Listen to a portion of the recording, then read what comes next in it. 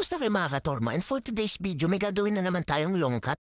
Shortcut. Itong gagawin natin shortcut ay simula dito sa Don Antonio to Congressional Avenue. Kaya eto at samahan niyo ko. At eto nga palang dinadaanan natin ay Holy Spirit Drive. Medyo pabilisin lang natin yung video. At kapag nga pala dito kayo napadaan, marami kayong mabibili ng mga pagkain dyan. Marami rin mga restaurant, Korean food. At ang alam ko pagbaba ko may McDo pa dyan. At dito mga katorma, dumiretso lang kayo. At pansin niyo naman ang ganda ng kalsada dito. Safe na safe ang. Alam mo na yun. At ginawa ko nga pala tong shortcut na to kasi may nag-request sa akin. Hindi ko na lang matandaan kung sino yun. Basta nabasa ko na lang sa comment section. At pagdating nyo dito mga katormo, huwag kayong diretso. Kumaliwa kayo dito sa G. De Leon Street. At oo nga pala mga katormo, minsan hindi traffic dito. Minsan lang.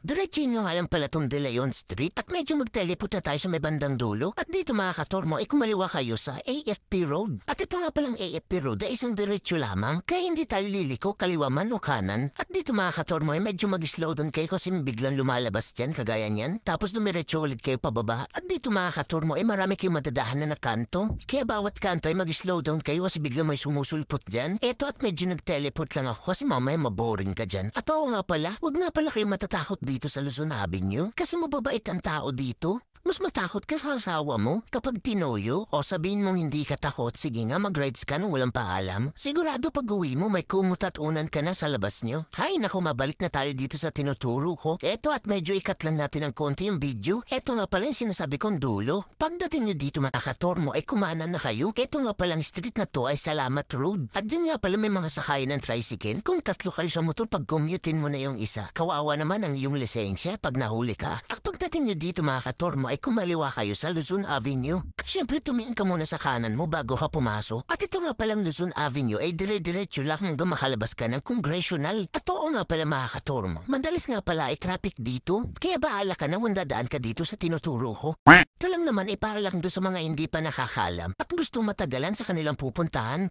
What?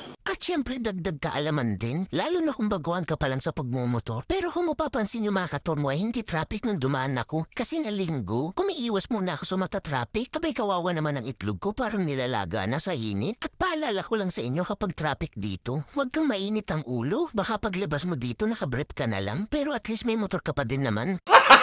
Pero hindi mangyayari yan kasi mababait niya ang tao dito. Ito mga katormo at malapit na nga tayo makalabas. At alam ko na naman kung anong sasabihin nyo. Mabuti pang nag-Commonwealth na lang sana ako. Pero mas mabilis talaga dun.